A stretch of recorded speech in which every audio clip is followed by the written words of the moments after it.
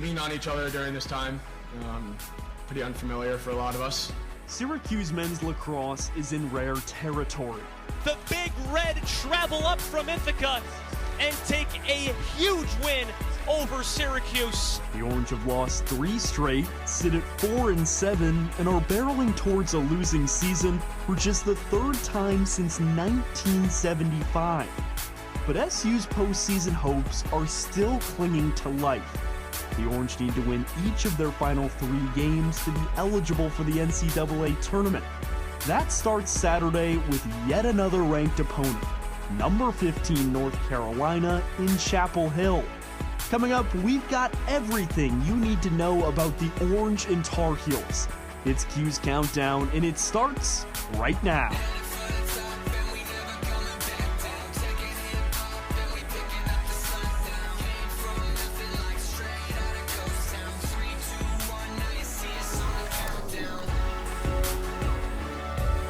Cuse Countdown is back. Jacob Morris, Ben Spector, and Ethan Frank here breaking down Syracuse in North Carolina. But hey, before we do that, we have to go back to Monday's matchup against number 4 Cornell. It was a game that perhaps embodied the SU season better than any other to this point. The Orange jumped out to a 7-2 lead over the Big Red, then pushed that to a 10-4 advantage midway through the second quarter. So everything's golden, right? Syracuse is going to make a magical run to the NCAA tournament on the back of this upset win. Think again. The Big Red won the third quarter 5-1, tied the ball game up with 24 seconds left, and then Hugh Kelleher sent the Cornell faithful back down the hour or so drive on I-81, plenty happy with an OT game winner.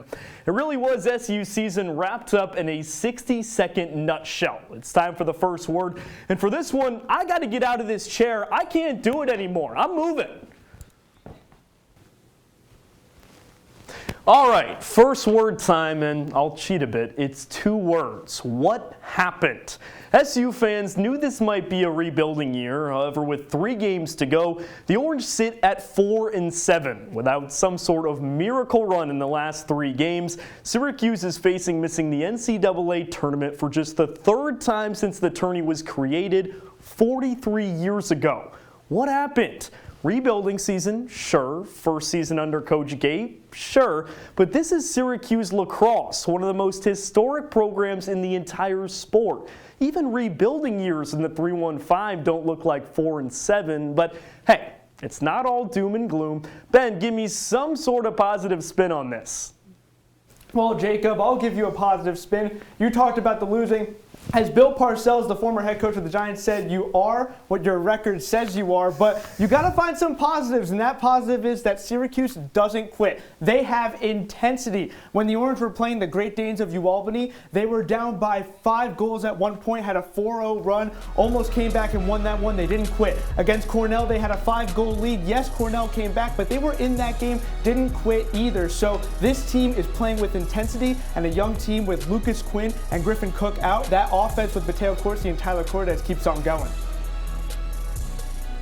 Well, Ben, offense might be important, but all Syracuse is trying to do right now is win games through its defense. That's somewhere they really struggled last year, but this year there have been some slight improvements, and against Cornell, causing turnovers and playing physical defense was huge to getting off to a hot start. So let's take a look at a couple of plays from Monday's game where the Orange were able to force some turnovers and wreak havoc on the defensive end off of faceoff. So here you have Jacob Fopp, who's been really good all season for the Orange. Brendan Aviles, a midfielder, flanking him as Cornell is able to take possession, but both Fopp and Aviles are able to chase from behind, trip him up, force a turnover. Syracuse ends up going the other way and scoring. That is what catapulted the Orange to an early lead in that first quarter and looked like what might be the difference in the game before a late run by the Big Red. But let's take a look at a second play and a defenseman who's been really underrated this season and come on in a big way, and that is number 48, Sam Alexo. The long sticker did a really good job backing up Fopp here on this faceoff. Once again, Cornell getting ahead in the possession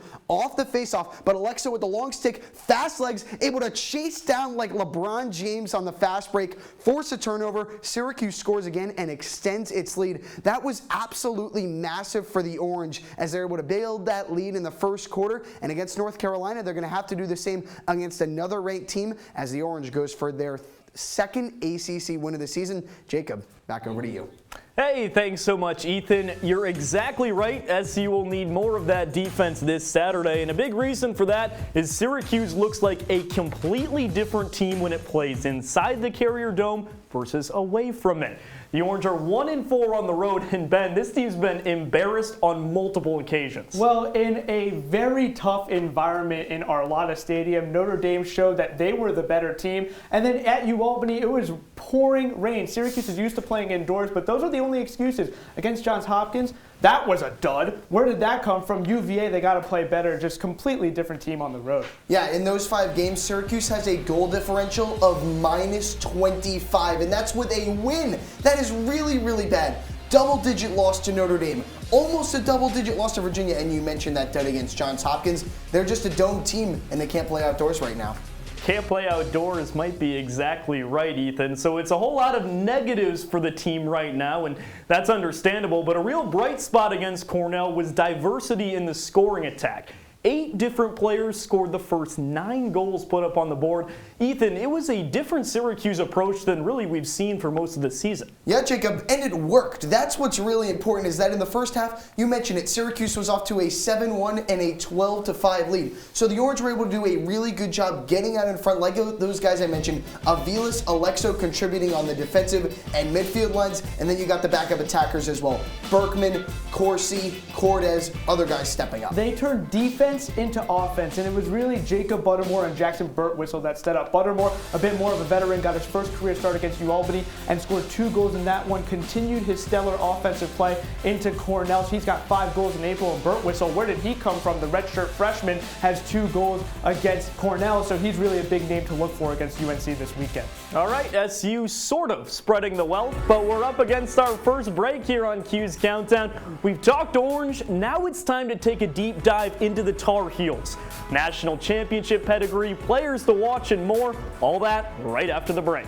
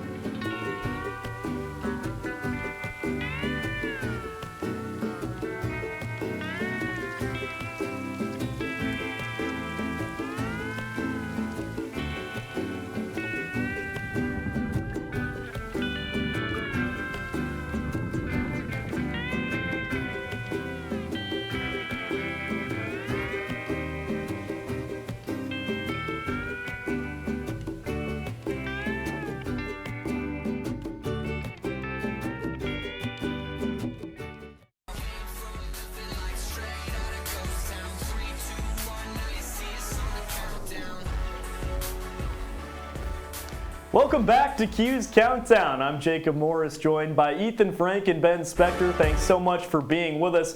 Before the break, we covered Syracuse. Now it's time to flip the page to North Carolina. And when talking Tar Heel lacrosse, you really can't start anywhere other than the man that makes it all go. That's head coach Joe Bresci. Ben, he's in his 14th season in Chapel Hill. He's really brought the blue blood pedigree back to North Carolina lacrosse. And Jacob, he played at North Carolina in the late 1980s, early 1990s, but then he spent some time at Ohio State as a coach and at Brown, comes to North Carolina in 2008, and it's a totally different UNC team. He's never had a losing season in his career as head coach, 3-time ACC Coach of the Year. Bresci's got his 3 fundamentals: family, academics, and lacrosse. Love that. If there isn't anything better than that, I don't know what is, because Joe Bresci has the slogan, he has the mantra. I really like what he's doing, and I think he's got this North Carolina program going in a great way. We saw how good they were last year.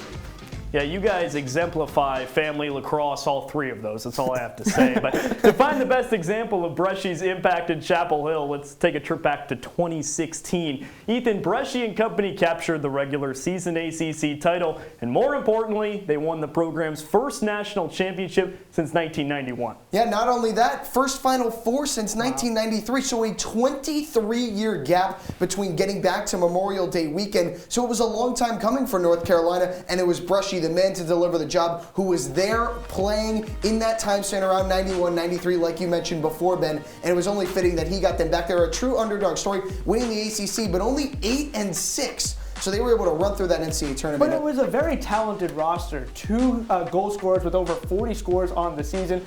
5 different players with 35 points or more, and the player between the pipes, Brian Balcom, averaged less than 10 goals allowed per game. So top to bottom, the roster was really solid, and that's all thanks to Bresci. All thanks to Bresci indeed. So, all right, a national championship in 2016. Bresci led the Tar Heels to the NCAA tournament in each of his first 9 seasons, before then missing it in 2018 and 19. But he's quickly dispelled any reason for worry. Ben, UNC is 27-7 in the last 3 seasons, and they're fresh off a 1-goal loss in the Final Four just a season ago. And that's all thanks to Chris Gray. I might be overreacting, but that's really what it comes down to. You're number 1 in the Chris Gray fan club. After the 2018 season, he transfers from Boston University, doesn't play in 2019, but in 2020, UNC goes 7-0, and he has nearly 50 points that year ever since UNC's made the tournament every year. Obviously, there was no tournament in 2020, but in 2021 they did. And this year, it looks like they're en route to do that, and that's all thanks to Chris Gray. Yeah, people think in 2020 that Syracuse was the best team in the nation. Well, North Carolina was coming for them 7-0 before COVID shut everything down. And then last year, we see them win a share of the ACC title and lose to the eventual national champs. And this year, they're likely going to qualify for the NCAA tournament again. So Bresci, after a couple down years, doing a really good job building it back up. Building it back indeed. And look, that recent dominance of the UNC program, it was on full display in Central New York a year ago. North Carolina came into the Carrier Dome and walloped Syracuse 21-9 last April. Ethan, it was really a telling 60 minutes in terms of where both programs were at. Yeah, Chris Gray, my favorite player. Yeah, Ben loves him. Player. He was fantastic. 8 points in that one as well. North Carolina's up 7-1 after 1, 12-4 at halftime. The game was basically over in the first half, and the Orange might have been wearing those sweet retro unis, but that was the only good thing on display for Syracuse all afternoon long. Syracuse didn't have a good offense or defense last year. It was a completely abysmal showing from them. UNC had 8 different players with at least 2 goals, which is absurd. You're not winning many games if the other team has those types of numbers, so UNC dominated from start to finish. UNC was all over Syracuse in that one, but look, it's been far from all sunshine and rainbows for the Tar Heels this season. UNC is 0-3 in the ACC, has lost 2 straight, and in those 2 games, they've scored just 10 total goals.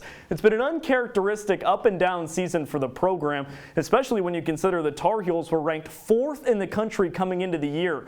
Ethan, UNC has been a force to be reckoned with, like we've talked about in the last 2 seasons, but the cracks have shown just a little bit in the program this season. Yeah, Jacob, I think it's a little too much of a reliance on the stars. Chris Gray on the attack and Colin Krieg in net are 2 people that Syracuse is going to have to look out for a lot in this game because they're the 2 backbones of this North Carolina team. Chris Gray, the best attacker, and Colin Krieg in net, who's been a 2-year starter at this point, and there just hasn't been much to back them up. Yeah, I mean, Chris Gray, it's really that he doesn't have any complimentary scoring. Jacob Kelly, he's not contributing much there. Chris Gray has 65 points, Jacob Kelly 30, so it's really nothing else there. Well, the Tar Heels might have struggled at times this season, but it's a team that is still stock full of talent, and that's because it was a team that took them to the Final Four a season ago. One of those guys is goalie Colin Krieg.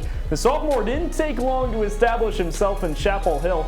Krieg started all 16 games as a freshman, and he's done the same in all 11 this season. He was named USILA's second-team All-American a season ago. He had 13 saves a season ago against SU in that blowout. He's been a real brick wall in net, but Ethan, this team has got plenty of firepower on the offensive side of the ball, and one guy comes to mind. He's got a pretty familiar last name, That's too. right, Jacob. That's Nicky Solomon, brother of Nate Solomon, who played at Syracuse for a few years from 2016 to 2019. A 3-year starter in Orange. He's a senior. You know, they come from the state of Georgia. Not the biggest lacrosse state, but he's done a really good job on offense. He hasn't scored in a couple of weeks since March against Bellarmine, but he's tied for second on the team with 19 goals and third with 29 points. But Ben, he is definitely not the leader of this offense. There's someone else.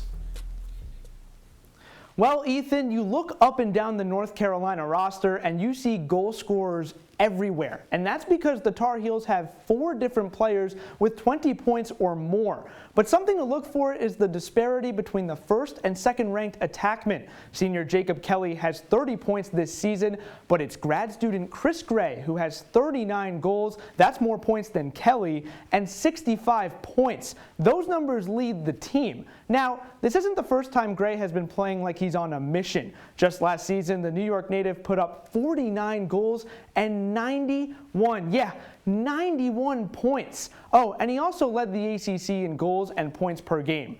This year, he's doing much of the same. Gray is 3rd in the country in goals per contest, 2nd in the ACC in assists, and leads the conference in points per game.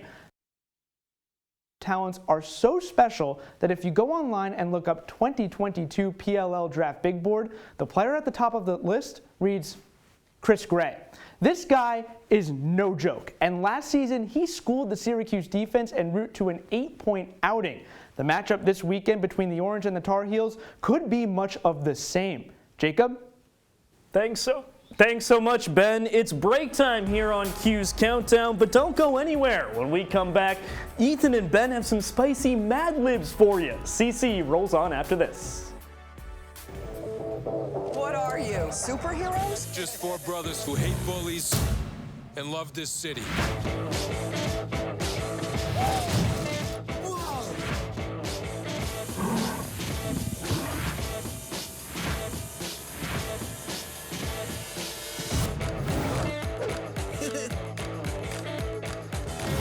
Gear up, guys.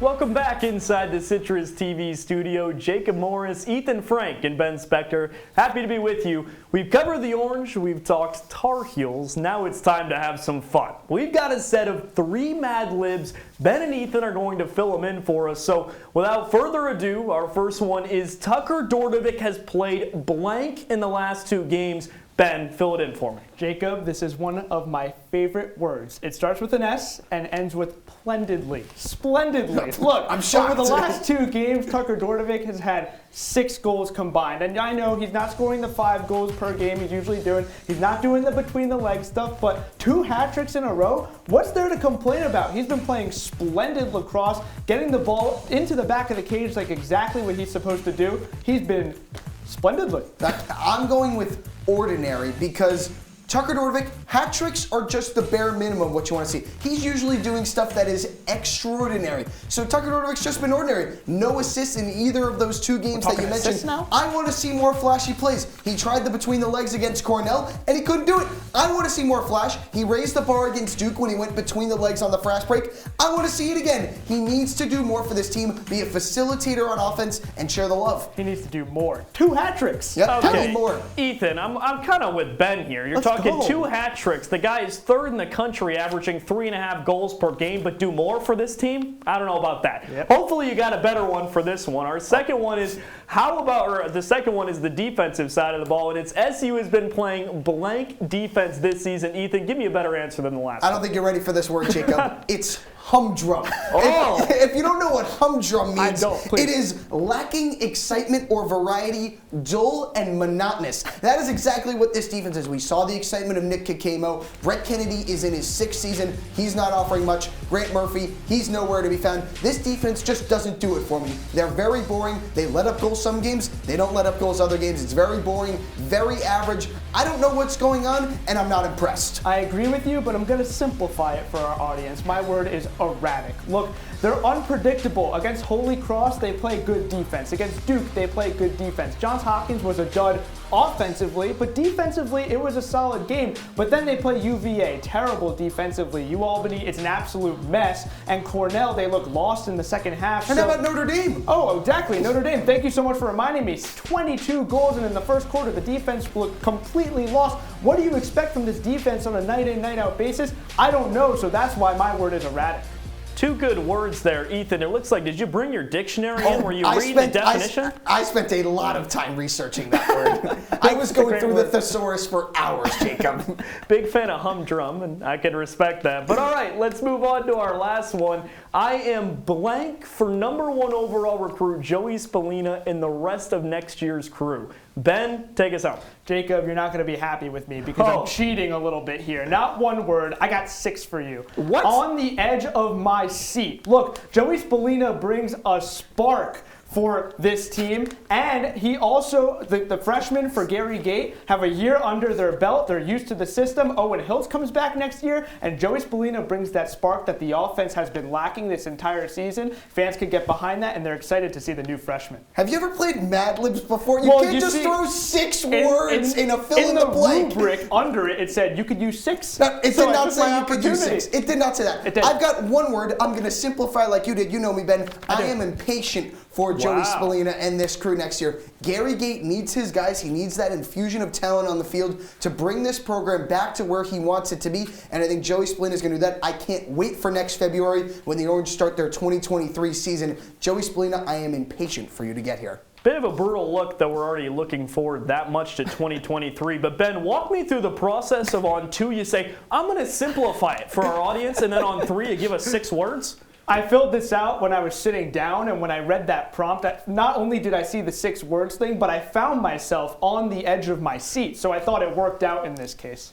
All right, well, at least it's honesty. But fine, Mad Libs have been given out. We're wrapping up here on Cuse Countdown. It's time for one final break. When we come back, Ben and Ethan will walk us through SU's steps to success. CC, back after the break.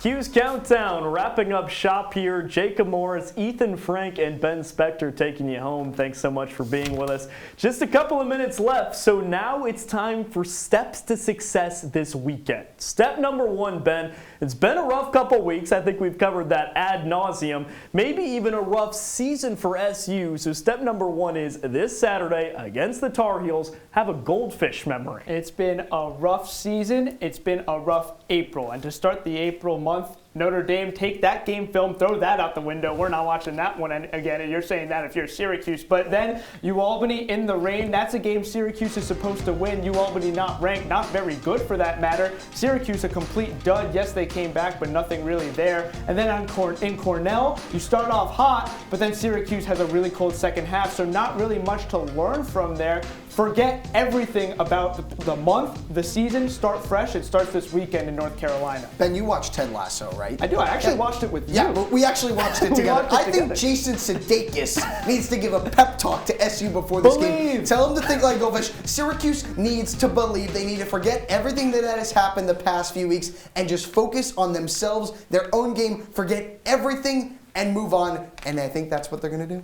All right, believe is the mantra for Syracuse men's lacrosse. I like that, Ethan, and they have to do so if they drop another game. Again, ineligible for the NCAA tournament. But moving on, we talked earlier about SU employing a more diverse offensive attack against Cornell. Ethan, spread the wealth on offense is step number 2. Yeah, Ben mentioned it earlier. Syracuse had 9 different goal scorers against Cornell. That was the second most all season behind that season-opening demolition of Holy Cross when Syracuse scored 28 goals. Obviously, they're not going to score 28 goals every game, but being able to spread it around is really, really important. When you look at where those goals came from, Sam Alexo, Brendan Aviles, and then the attackers up front, it is really important for Syracuse to do a good job of spreading around. That's why I want Tucker Dordovic to pass the ball more, because you want to see bigger numbers out of some guys who haven't put up that big numbers this season. Corsi, Cordes, Berkman. I want to see 2-3 goals out of these guys, because if Syracuse is able to get contributions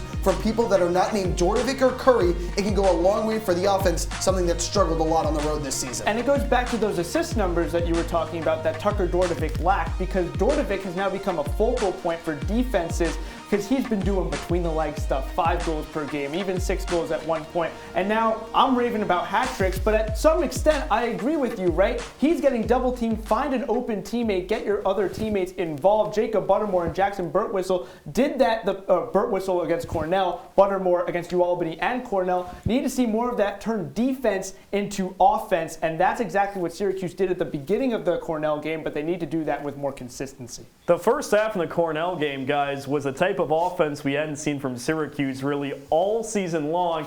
But an issue all season long for SU has been playing a full 60 minutes just like it was against Cornell. The Orange look great for 1 quarter, maybe 2, then fall apart. Ben, step 3 is simple. Keep up the intensity. How about start with intensity, right? I mean, against Notre Dame, there was no intensity whatsoever. They looked completely lost. UAlbany, the rain got to them. Cornell, they sent a message early and then nothing happened after that. So they really need to come together, get that confidence that Gary Gait has constantly talked about his players having, get more opportunities and put the ball in them. I mean, it sounds so simple, right? But they just need to play a full 60 minutes because they haven't been doing that all season. Yeah, when you're on the road, you need to bring your own energy. And that is something Syracuse has not done at all this season. We saw them come out flat against Virginia. We saw them come out flat against Hopkins and against Notre Dame. If they're going to win this game, they're going to have to bring their own energy on the sidelines, get pumped up in the locker room, and do everything they can, because it is now or never. I'm ready to run through a brick wall. That's some Dave Petramala waving his hat on the sideline stuff from Ethan Frank over here. Multiple rah-rah speeches from Ethan Frank. But now, Ethan, it's the big question. Does Syracuse get it done against North Carolina? Give me a score prediction for Saturday between the Orange and Tar Heels. Jacob, they do not. North Carolina is going to win this one 11-9. I just don't think the Syracuse offense can get it done on the road. We haven't seen them do much away from the Dome this season, and Chris Gray is going to be too much of it to handle for that SU defense. Not only do I think the Syracuse offense can't get it done, I agree with you. The Syracuse defense can't get it done. UNC takes this one 16-10. I know the Tar Heels struggled offensively the past 2 games with 10 total goals combined in those 2 contests, but Chris Gray is going to have a field day against this inconsistent Once again, Syracuse the president of the Chris Gray fan club. Love Chris Gray. UNC takes this one 16-10. Can I get a point prediction for Chris Gray real quick, Ben? 8. Yeah, 8 just 8 again? straight. All 8 right. straight. 8. That's fine. 2 predictions for North Carolina from our 2 analysts. But that's all the time we have on this Cuse Countdown show. Thanks so much for being with us.